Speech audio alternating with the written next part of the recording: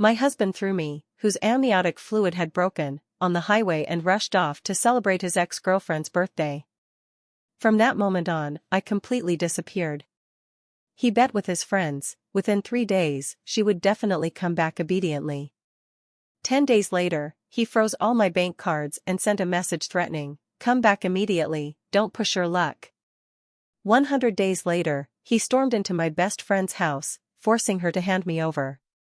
My friend directly shoved the photos from the accident scene in front of him. "Wake up. Your wife has been dead for a long time, and you were the one who claimed the body, remember?" 8 months and 9 days pregnant, Bobby took me for a checkup. But on the highway, he received a phone call.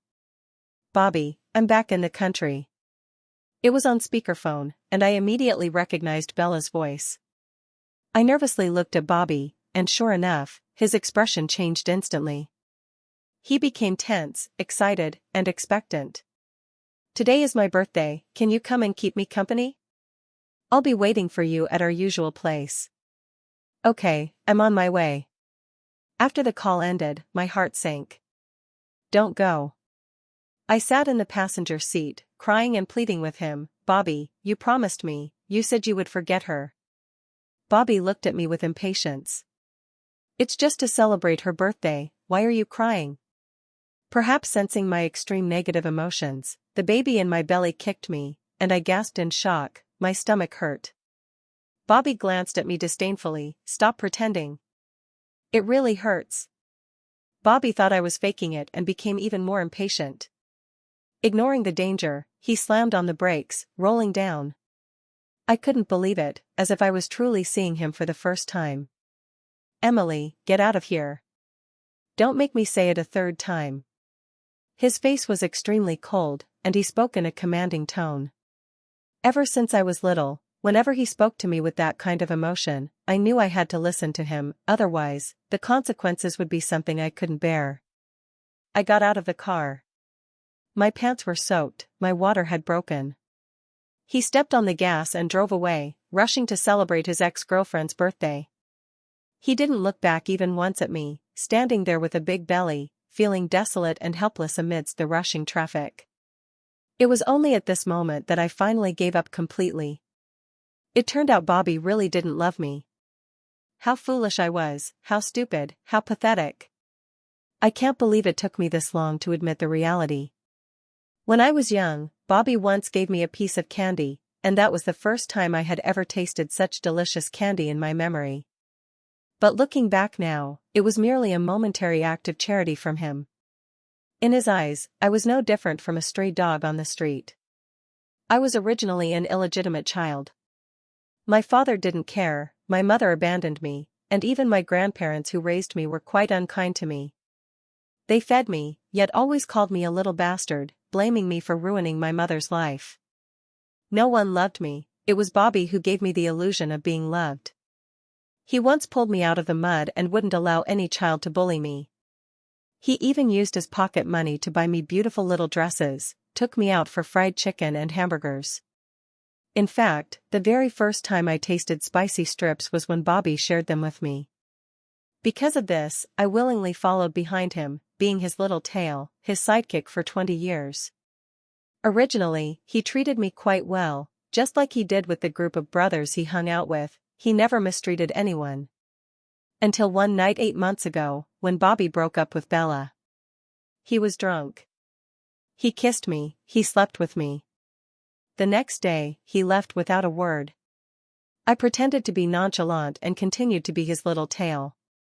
But a month later, I found out I was pregnant. With a certain inexplicable and anxious feeling, I told Bobby about this matter.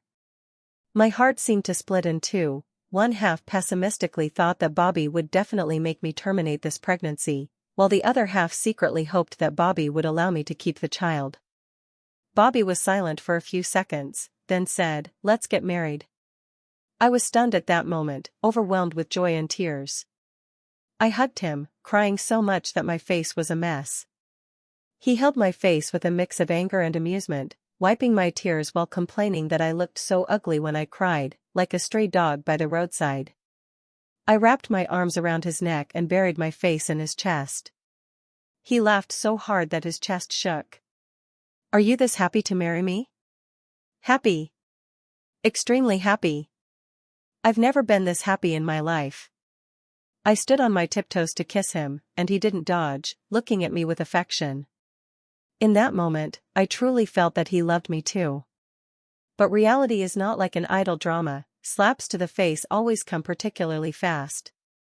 There was no wedding, no honeymoon, not even the blessings of both families. Bobby and I just got our marriage certificate, and that was it.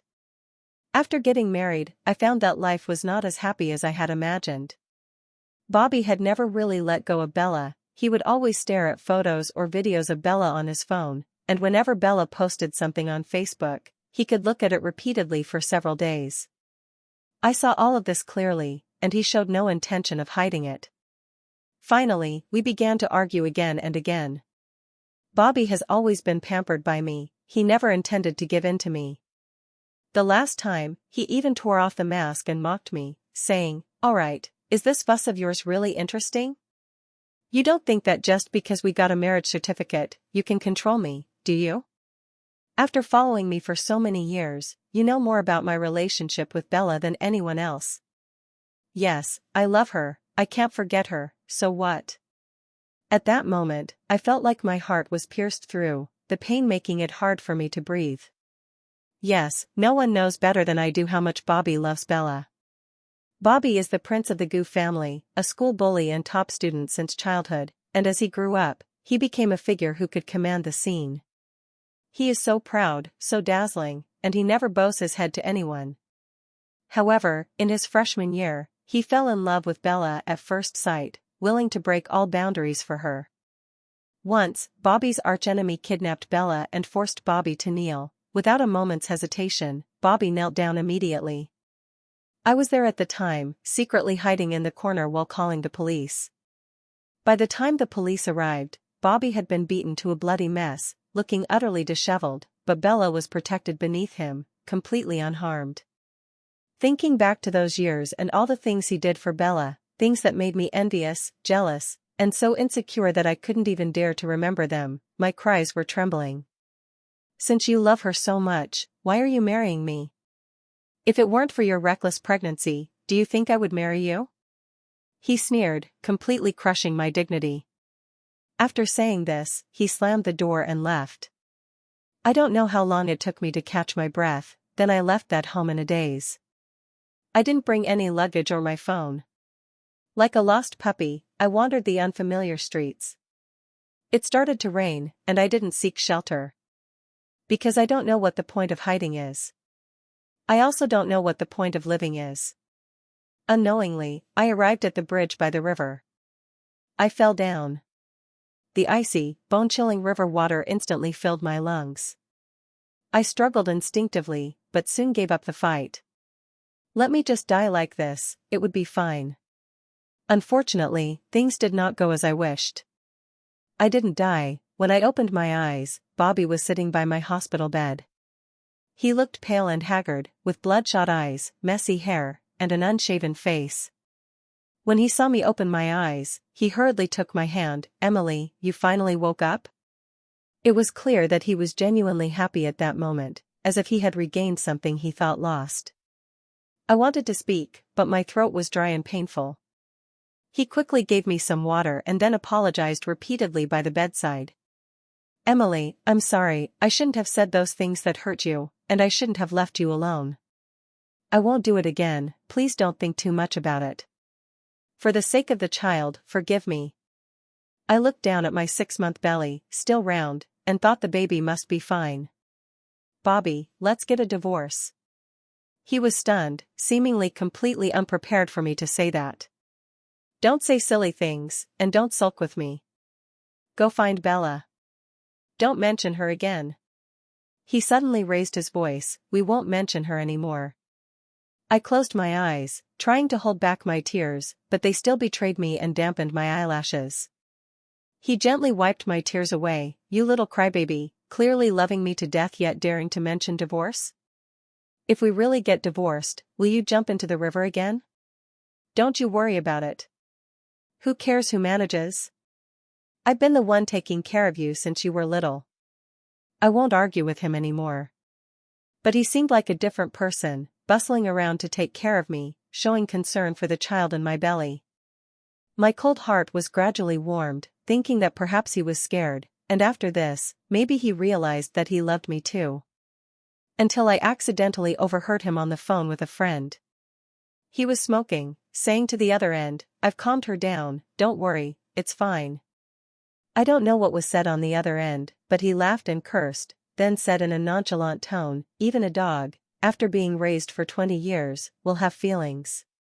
Moreover, Emily is more loyal to me than a dog, she loves me and can't live without me." I stood frozen behind the door, my hands and feet icy cold.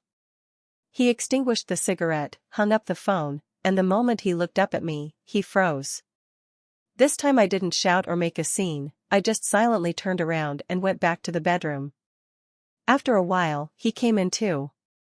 He embraced me from behind and said in an extremely gentle voice in my ear, "Emily, I love you." This was the first time I heard those 3 words from his mouth, but I could no longer distinguish between truth and falsehood. "Don't overthink it, I promise you, I will treat you well from now on. Aren't you just worried about Bella? I assure you, I will never think of her again. From now on, my life will only have Emily, okay?" I truly wished I had the courage to push him away, but after much deliberation, I only heard myself humbly say, "Okay." Bobby smiled with satisfaction. We have reconciled. Looking back now, everything was an illusion, I was just too greedy, too weak, lacking even the courage to face reality. After that, Bobby went on a business trip for 2 months. Every week, he would call me on video to confirm that I and the baby in my belly were safe, and then he would go back to his busy life. I could clearly feel that he had grown cold towards me again. He has always been like this, ever since we were young. Whenever he made me cry, he would patiently comfort me for a while, but once I was soothed, he would reveal his true self again, continuing to be indifferent and harsh. But my life is too barren, no one loves me, no one helps me. The sweetness Bobby gives me, though laced with poison, is still the only sweetness in my life. He is the person who understands me the most in this world, so he is fearless. 2 months later, Bobby came back. Just in time for my prenatal checkup, he drove me to the hospital. Then the scene that started it all happened. I don't know what Bobby felt when he kicked me out of the car, perhaps he really wanted to see Bella quickly. Maybe he thought I would be like before, that even if he discarded me, I would obediently find my way back and continue to cling to him. But no matter what he thought, this time I really couldn't go back. I was slapped in the face again. Because when I regained consciousness, I was already back by Bobby's side. But it seemed like he couldn't see me. I looked at his watch, it had been 48 hours since he threw me on the highway. Even though I am unwilling, my consciousness still involuntarily follows Bobby. What is going on? At this moment, Bobby had just parked his car and, as usual, arrived at the nightclub where he and his friends often gathered. Unlike before, he was not warmly welcomed this time, despite always being the center of attention. In fact, everyone present had different expressions, silently communicating with their eyes, yet no one took the initiative to speak. "What's going on? You all seem surprised to see me." He said this while sitting down and pouring himself a drink. One of his closest friends, named Anthony, broke the awkwardness. "Hey, why are you here? What about your wife? Don't worry, within 3 days, she'll definitely come back obediently." The tone was still that nonchalant manner, sounding quite infuriating.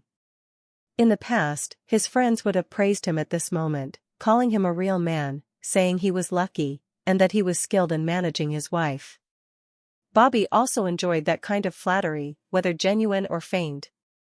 But this time everyone fell strangely silent. Even 2 girls turned pale with fear. Bobby was baffled, not believing it. "How about we make a bet?" Anthony looked at him with a shocked yet sympathetic gaze. We believe, what a load of crap." One of the girls couldn't take it anymore and splashed a drink in Bobby's face. "Get lost. Go find your Bella, you're not welcome here. Seeing a scumbag like you makes me sick." Bobby had never been humiliated like this in his life. Several men stood in front of the girl, fearing that Bobby might lay a hand on her. But strangely, the hot-tempered Bobby seemed stunned by the drink thrown at him. He said nothing, stood up, and staggered away. In the end, he only left behind a sentence: within 3 days, she would definitely come back.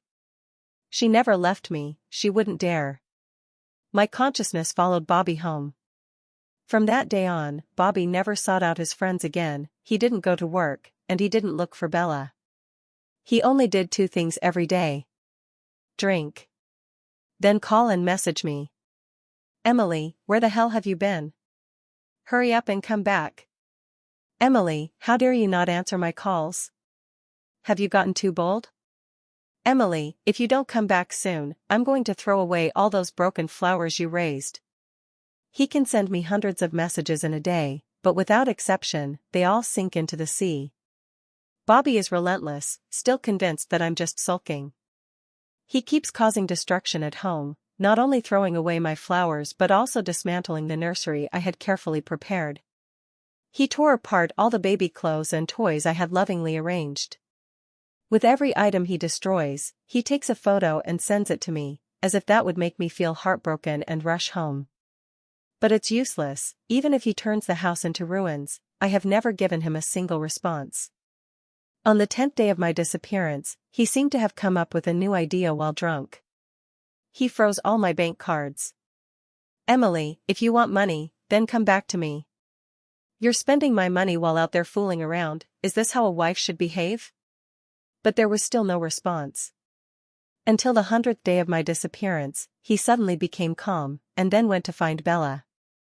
Bella seemed very happy to see him, but when she noticed his drunken state, she appeared to be quite distressed. She took him to the beauty salon, first soaking in the hot spring, then getting a haircut, and grooming his face, taking care of him from head to toe before finally nodding in satisfaction. Bobby numbly let her manipulate him throughout, saying nothing, only continuously taking photos and posting on Facebook. In just one day, he took Bella to buy jewelry, diamond rings, a house, a car, clothes, and bags. Facebook was filled with over 100 posts showcasing his affection with Bella. With a wide circle of friends, he naturally received plenty of comments and likes. Among them, one comment stood out: "Scumbags and gold diggers, please lock yourselves away." The person who commented was my only best friend in this life, Dinah. I understand that Bobby posts these things on Facebook to provoke me, to make me jealous, and then rush back to him to assert my claim. He used to do this often, and each time I would comply with his wishes. But this time is different. Dinah's comment seems to have reminded him. He was stunned for a moment, then abandoned the delighted Bella and angrily headed to Dinah's house. "Dinah. Did you hide Emily? Dinah, open the door for me." He pounded on the door, wishing he could tear it down. Dinah suddenly yanked the door open. "Bobby, what the hell are you doing? Hand over Emily. Otherwise, I'll tear your house apart." Bobby stubbornly barged in, searching room by room. Dinah was so furious that she rushed forward, grabbing his collar and shoving her phone in front of him. The screen displayed a horrific, bloody, yet very clear photo of a car accident scene. In the photo, a heavily pregnant woman lay in a pool of blood in an extremely bizarre position. Blood was flowing from her mouth and nose, and her hands and feet seemed to be broken from the impact, with blood all around her swollen belly. One can only imagine the pain she endured before her death. In her vacant eyes, it seemed that despair and terror had yet to fade away. My soul trembled, and then I suddenly realized that woman was me. I was struck and killed by a fatigued truck driver, dying on the spot, a case of one body but 2 souls. Bobby seemed as if he had been struck by lightning, frozen in place, even his breathing had stopped. He stared intently at the photo of the accident scene, his eyes slowly turning crimson.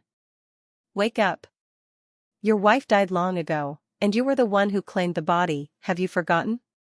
Dinah sneered at him. "It was you who left her on the highway. Have you forgotten? You were in a rush to celebrate Bella's birthday. You couldn't wait even a minute. Even when her water had broken and she was about to give birth, you still pushed her out." Bobby's hand gripping the phone trembled uncontrollably as he knelt on the ground. I didn't know her water had broken," she said. Her stomach hurt, but I thought. Dinah scoffed coldly, thinking you believed she was just playing tricks and throwing a tantrum. In your heart, she was nothing more than a dog you kept, and the child she carried was just a puppy. The lives of the two of them combined didn't even measure up to a single hair of Bella's. Shut up. It's not like that, it's not like that. Bobby slammed his fist hard against the ground, as if he could no longer bear it, and began to cry out loud. In all my life, it was the first time I saw Bobby cry. He seemed to shed all his armor, regressing to a childlike state. Dinah looked down at him from above. "Bobby, are you here to perform your heart-wrenching sorrow in my home?" "Sorry, but I don't want to be this audience." Bobby cried so hard that he lost himself, completely ignoring what Dinah was saying. Dinah simply took out her phone and posted a video of him kneeling on the ground, wailing loudly, to Facebook. And captioned it, "Annual Fun Person." Dinah, I, and Bobby have a lot of overlap on Facebook.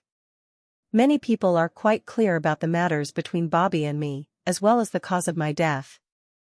Many who usually disapproved of Bobby began to leave comments and likes. Could this be what they call a wild donkey fart? Nonsense. Bobby is clearly grieving for a child who has died, only now realizing the loss. His child just died, about to be born, but was killed by the father's own hands, a death that took 2 lives. This scumbag should be sent for dissection to see if it's some kind of genetic mutation. Otherwise, how could he commit such a heinous act? It's because Bella, the campus beauty, is so charming. Look at how Bobby was enchanted. He just threw his wife and child onto the highway. Bobby probably thought the highway was their family's, so even if he threw them out, no car would dare to hit them. Isn't this murder? The police should hold the scumbag and the shameless woman accountable. It's possible that Bobby and Bella conspired to kill someone using a car. There should be a thorough investigation to see if Bobby had taken out any huge insurance policies on Emily beforehand. People love to watch the drama unfold, and many on Facebook are tagging Bella, asking her to come out and say something, to give an explanation. Bella comes from a middle-class family. Not only is she beautiful, but she's also smart. She has been pampered her whole life and has never been ridiculed by so many people at once. Of course, she couldn't accept it, but she was a smart person and wouldn't let herself fall into a self-incrimination trap. Perhaps in her eyes, she was Bobby's only true love, and I was merely a little trinket for Bobby to pass the time and relieve boredom. She believed that the mockery and insults from these people were due to their ignorance of the truth, so she made a decision she would regret for the rest of her life. She compiled a video containing various photos of her and Bobby, along with sweet vlogs. It recorded the various expensive gifts Bobby had given her and the luxurious sights he had taken her to see. Every time she fell ill, Bobby was by her side. Under the fireworks, Bobby made a heartfelt vow to love her for 10,000 years. She posted this video on various platforms, bought traffic, and hired online influencers, instantly making the video trend on Hot Search. Her Weibo account gained 800,000 followers in a single day, all of whom are fans of her and Bobby's CP. After all, the popular tags of handsome men, beautiful women, rich second generation, showing off love, and pure love warriors are all included. Seeing that the hype was sufficient, Bella published a lengthy essay of 8,000 words. In the essay, she not only wrote about her and Bobby's acquaintance, romance, misunderstandings, and breakup, but she also focused on me. In her description, I became a shameless third party. A gold digger who fantasizes about climbing up to Bobby. She emphasized my background, saying that my mother was a third party, that I am an illegitimate child, that my character is corrupt, and that although I have remarkable art skills since childhood, I am not very bright and am always seen through by those around me. She said I lack love because I am not worthy of anyone's love. She also said that her breakup with Bobby was because of me, as she made Bobby completely cut ties with me, but I clung to Bobby using various manipulative tactics, which was the direct reason for their breakup. Later, I took advantage of Bobby being drunk to climb into his bed and cunningly got pregnant to force his hand. Bobby had no choice but to marry me. However, after the marriage, I caused all sorts of unreasonable trouble and acted self-destructively, making Bobby extremely annoyed with me. In the end, I even had a quarrel with Bobby on the highway, disregarding danger and jumping out of the car. Getting hit by a car and dying was my own fault, and the death of 2 lives was my own fault. Bobby was devastated because of this. Yet my friends launched an online attack against her and Bobby. She used a lot of rhetorical techniques, taking things out of context to illustrate her points, restoring a truth that was 3 parts real and 7 parts false, which was most beneficial to her. In the end, she successfully shaped me into a self-destructive, malicious female antagonist who harmed both herself and others. She and Bobby are lovers who have endured many hardships and are now reunited. Of course, the most important thing is that she and Bobby are suffering from online harassment because of me. She feels very wronged and unjust, and now she is severely depressed. Many fans who do not understand the truth have been misled and are standing by her side, speaking up for her. She looks at the comments section filled with praises, sympathy, and envy directed at her, feeling as if she is floating in the air. Looking at the various comments that belittle me, insult me, and attack me, I can't help but feel a sense of pleasure. The heat of this incident is rising, and it has been trending on major platforms for 3 consecutive days. Then, her nightmare truly began. She has never realized that she has provoked the wrong person. Those who insulted Bobby and her on Facebook can be divided into 2 types. The first type is a rival of Bobby, with whom he has a grudge. Those who can become rivals are not too far apart in strength. Perhaps in the past years, Bobby relied on his family background, abilities, and luck to repeatedly defeat his opponents in business, but they are ultimately people from the same circle as Bobby. Such people, like Bobby, are not to be trifled with by Bella.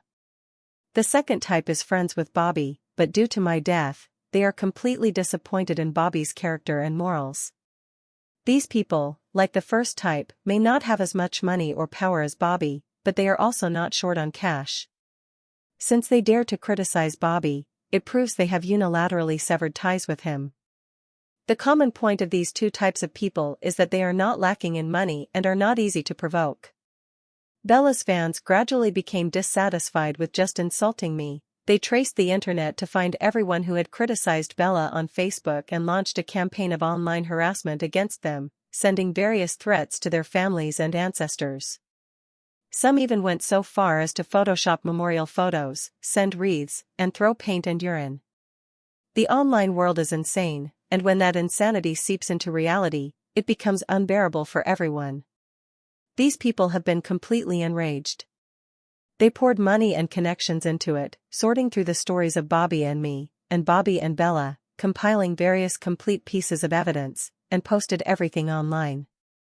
Overnight, Bobby's image as a devoted male idol and Bella's image as a pure goddess were completely shattered.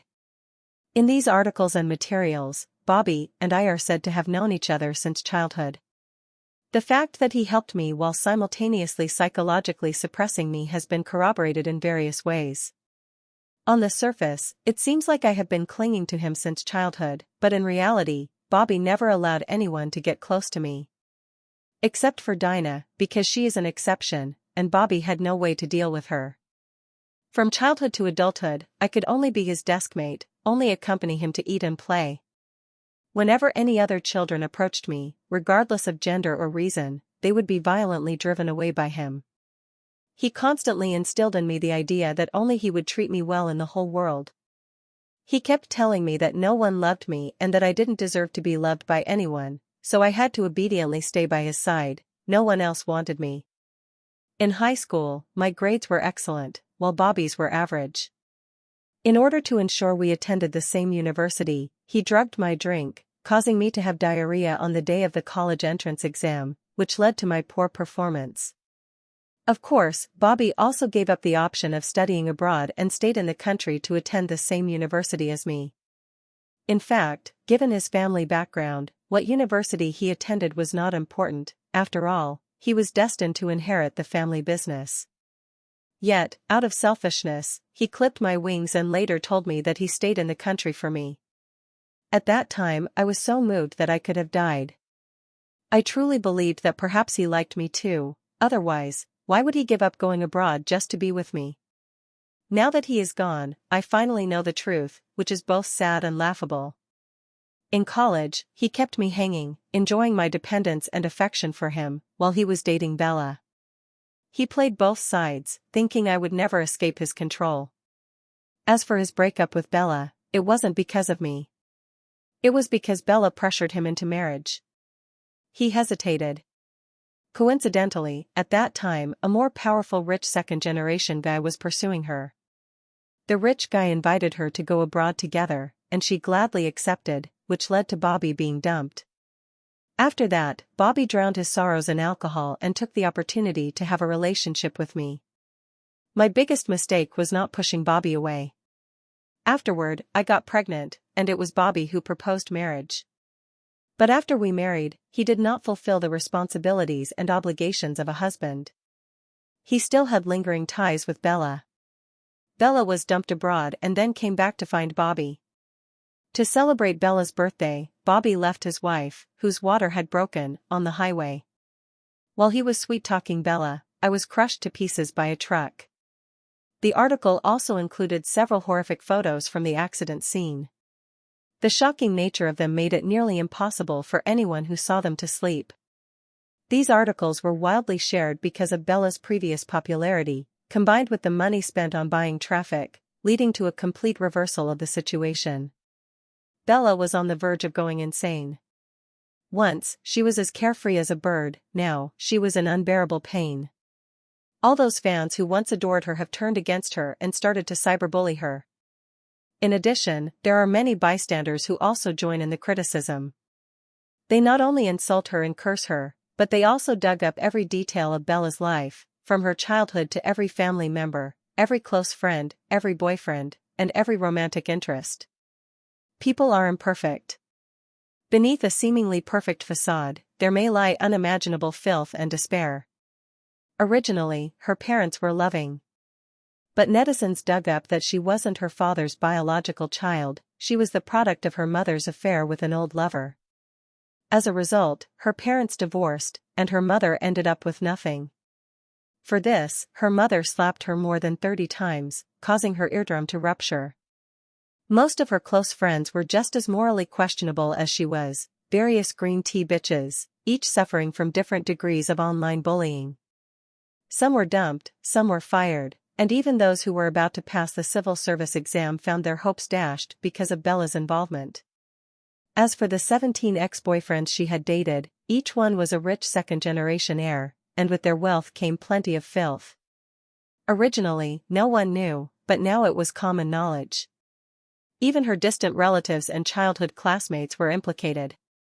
These people comprised Bella's entire social circle. They surrounded and cornered Bella, using every means to take revenge on her, turning Bella into a complete pariah. In utter helplessness, Bella sought out Bobby again.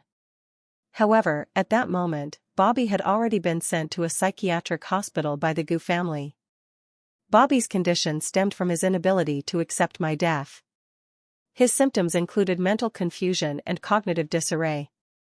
He forgot my death and forgot that he had signed the body claim form. Even when Dinah confronted him that day and shattered his delusions, it only brought him a brief moment of clarity. The next morning, he still searched for me everywhere. He drove back and forth on the highway, repeatedly going the wrong way. After the traffic police forcibly stopped him, he struggled to leave, insisting that his wife was still on the highway, that she was pregnant, and that her water had broken, and she was about to give birth. The police contacted the Gu family, and they sent him to the psychiatric hospital. Upon examination, he was diagnosed with severe bipolar disorder, accompanied by mild consciousness disturbances, and exhibited strong tendencies for aggression and self-harm, necessitating involuntary hospitalization. However, after being admitted, aside from Dinah visiting him from time to time, no one from the Gu family mentioned him again. Speaking of which, Bobby's background is somewhat similar to mine. His parents had a marriage of convenience, and after giving birth to him, they divorced and went their separate ways, leaving Bobby to be raised by his grandparents. However, the Gu family and the Chen family agreed that no matter how many children Mr. Gu had, Bobby would be the sole heir of the Gu family. Because of this, Bobby had the capital to be arrogant and domineering from a young age. But after he developed a mental illness, everything changed. The Gu family is large and prosperous, and it is impossible to hand over the family business to a mentally ill person. Although Mr. Gu has never remarried, he has 3 adult illegitimate sons, all of whom are smart, well-behaved, and outstanding. In the past, with Bobby pressing down on him, these 3 illegitimate children were relatively well-behaved. Now that Bobby has fallen, they jump higher than anyone else. Dad Gu has never had any fatherly feelings for Bobby. Everything has been a choice made purely from a perspective of. As for his side of the Chin family, his mother passed away long ago. His grandmother used to dote on him, and even his uncles were willing to support him, making the Gu family dare not have any ulterior motives. But ever since I died, his grandmother has completely lost heart for Bobby and no longer cares for him. Speaking of which, Grandma Chin originally liked me very much, and I liked her too. Her support was crucial for my marriage to Bobby. But Bobby didn't like me getting close to Grandma, and I didn't understand why at first, but now I get it. He lacks a sense of security, being domineering and selfish. He doesn't allow me to have any close relationships outside of him, not even with his grandmother. He wants my world to consist only of him, just as his world consists only of me. Every time Dinah visited him, she would show him the photos from the accident scene. Again and again, she told him, "Your wife is dead. Your wife was left on the highway and was hit by a car. She bled so much, do you think she felt pain? Did the baby in her belly feel pain?" Each time, she could successfully shatter the illusion woven by Bobby, and once he was forced to wake up, he would fall into extreme guilt and pain. He would scream madly, cry, self-harm, and then be injected with sedatives, with the dosage continually increased. After waking up from a sleep, he returned to the illusion he had woven, shouting all day that he needed to go out to find his wife, who was about to give birth. When Bella found him at the hospital, this was the half-dead Bobby she encountered. "Bobby? How did you end up like this? Do you still recognize me?" Bobby had just taken his medication and was in a lethargic state, but he recognized her, Bella. Bella nodded frantically, then, with tears in her eyes, she threw herself into his arms, recounting the grievances of this time. "Boo-hoo, Bobby, please get better soon. Without you, they all bully me." Bobby listened with vacant eyes, but it seemed like he wasn't really listening, just lost in his own world. Perhaps it was the accumulation of too much fear and anger in her heart during this time. Bella became exasperated, and without caring that he was a patient, she shouted, "How long are you going to keep lying to yourself? Emily is dead, she is dead, can you please wake up? She deserved to die, it was her who interfered in our love, it was her who schemed to get pregnant with your child, it was her who brought this upon herself. You are not wrong, I am not wrong, the one who is wrong is Emily. She deserves to die. She should have died long ago." Perhaps her series of deaths stimulated Bobby. Bobby's gaze was no longer vacant, but what gathered in his eyes was a frenzied hatred and rage. He grabbed Bella by the neck with an astonishing strength, as if he wanted to strangle her right there. It's you who killed her. If you hadn't called me, I wouldn't have left her behind, she wouldn't have been hit by a car, Emily shouldn't have died, it's your fault. You wretched person." Bella was truly scared at this moment. Bobby is now a lunatic, even if he really killed her, he wouldn't have to bear any legal responsibility. If it weren't for the nurse rushing in at the last moment to inject him with a sedative, Bella might have really been choked to death right here. Having narrowly escaped death, she was terrified and fled the hospital in a panic. But in her panic, she didn't even look at the traffic lights and was directly hit by a large vehicle. Fortunately, although she was severely injured, she didn't die. Unfortunately, although she survived, she suffered multiple comminuted fractures to her face, and even with plastic surgery, there would be serious after-effects. Her most cherished beauty was completely gone. After Bella's accident, everything came to a complete end. Dinah never came to see Bobby again. The names of the 3 of us gradually faded from the public eye. My soul began to gradually dissipate, and I knew that the day I would leave completely was not far off. A year later, Bobby's condition gradually stabilized. It seemed he was finally able to accept the fact that I had caused his death. The medical staff also unanimously believed that he was recovering well, and in another 2 years, he should be able to be discharged and return home. Later, he really was discharged. But neither the Gu family nor the Chen family had a place for him anymore. On the first night of wandering the streets, he cut off his own tongue with a knife and blinded himself. That night was the last night my soul lingered in this world. I entered his dream. In the dream, I asked him, "Why did you do that?" He said, "If I cut off my tongue, I will never be able to say anything that would hurt you again. If I poke out my eyes, I will no longer be blinded by appearances and will be able to recognize my own heart." I asked again, "Then why not just die?" He said, "You probably wouldn't want to see me. So I cannot die yet, I must live on, burdened with my sins, suffering immensely, until the very moment my life ends, falling into hell." I asked one last question, "Why did you do that in the first place? Why did you push me off the bus?" He said, "This is a question I have asked myself countless times. It is precisely because I cannot understand and cannot accept it that I have become increasingly insane. But one day, I finally understood, perhaps it was because of the evil deep within my heart. This evil contained my selfishness and inferiority. I needed to constantly trample on you and hurt you to confirm your love for me. I thought you would always endure me, that you would never leave me. But I was gravely mistaken." In the final moment before the dream dissipated, he said to me, "Emily, you should go. Never forgive me, and never encounter me again. If there is a next life, remember to love yourself well." As the dream ended, my soul completely vanished. Emily's perspective. When I opened my eyes again, I found myself back in the year I was 5. I encountered 6-year-old Bobby again. The difference was that when he offered me candy once more, I pushed him away. In this life, I no longer need anyone's pity or charity, nor will I beg for anyone's love. Because I know that, no matter what, there will be someone who loves me well, and that is myself. When my grandparents don't give me food, I go out to collect cardboard, pick up trash, and sell a little to buy food. When they want to hit me, I cry and run around, shouting to let all the neighbors know about their abusive behavior. But I won't let them touch a single hair on my head. When bad kids bully me, I fight back with all my might, biting and hitting until I completely scare them off, make them submit, and they call me big sister whenever they see me, then I command them to help me pick up trash. Later, I took the initiative to approach the community worker aunties, explaining my predicament.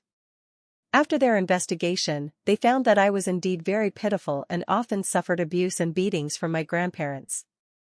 The community helped me contact the Women's Federation, and 2 ladies from the organization came to visit my grandparents at home, applying moral pressure on them. These 2 old folks care about their reputation, and in front of them, they repeatedly promised that they would never mistreat me again. At the same time, the staff from the Women's Federation also got in touch with my biological parents, who I had long lost track of.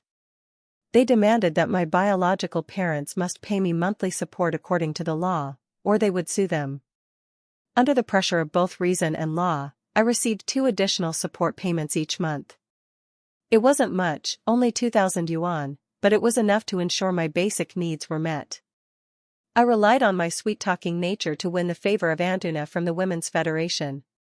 So Aunt Una never forgot about me. She would regularly come for follow-up visits, check the accounts, and see if my grandparents were spending the support money that belonged to me on my needs. It was precisely because of Aunt Una's intimidation that my ignorant and prideful grandparents dared not continue to mistreat me, and instead honestly spent money on me. But I was not satisfied with that. Relying on my experiences and knowledge from my past life, I began to write various children's stories. I asked Aunt Una to help me submit my work to major children's literature magazines, and she was pleasantly surprised by my talent. She had her own network, and soon, the stories I wrote appeared in the pages of major children's literature magazines. My payment also increased from the initial 20 yuan per piece to 200 yuan, then 1,000 yuan. At the age of 12, a publishing house compiled and published 100 fairy tales I had written, titled The Lost Little Moon. It was with this book that I earned $2 million in royalties. My fame grew, and the school began to arrange for me to participate in various speeches, youth activities, interviews, and television variety shows. At the age of 15, I had already become a nationally renowned teenage writer. My neglectful parents, who had always cast me aside, began to fight for my custody. I simply wrote a memoir about their abandonment and the abuse I suffered from my grandparents, and serialized it across major magazines and websites. I garnered a large amount of sympathy and attention, and my royalties skyrocketed. My neglectful parents came knocking, wanting to hit and scold me, but everything was captured on the hidden cameras I had set up. Once the video was posted online, they were utterly disgraced, becoming the targets of public scorn, and from that point on, they completely vanished from my world. At the age of 17, I achieved excellent results in the college entrance examination and finally got accepted into my dream top-tier university, the most prestigious university in the country. I became a quality idol in the eyes of countless students and parents. At the age of 20, I co-founded a film and television company with several classmates. At the age of 22, I invested in an e-commerce company founded by a few classmates. At the age of 25, I hit the wave of the short video industry, and my net worth surpassed $10 billion. A reporter interviewed me and asked what the secret to my success was. I replied, "Love yourself well." The reporter then asked, "I've heard that you are surrounded by various elite suitors, yet it seems you haven't been in a relationship at all. Can you tell us the reason? Perhaps it's just that fate hasn't arrived yet." Reporter: "So what is your ideal type like?" I smiled and said, "It should be someone like me." Ha ha ha.